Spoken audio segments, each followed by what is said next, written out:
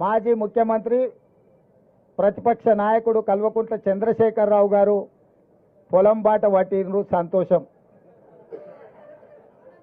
10 సంవత్సరాల తర్వాతైనా తెలంగాణ ఉన్నది, తెలంగాణలో రైతులు ఉన్నారు అని వారికి గుర్తొచ్చినందుకు, గుర్తు చేసినందుకు కాంగ్రెస్ పార్టీ కార్యకర్తలను ప్రత్యేకంగా అభినందిస్తున్నా.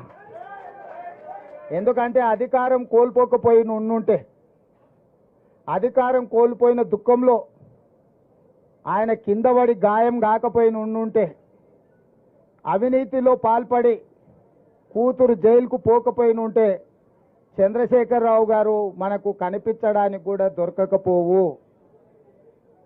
తుపాకీ గుండుకు అందకపోవు, దొంగకు దొరకకపోవు.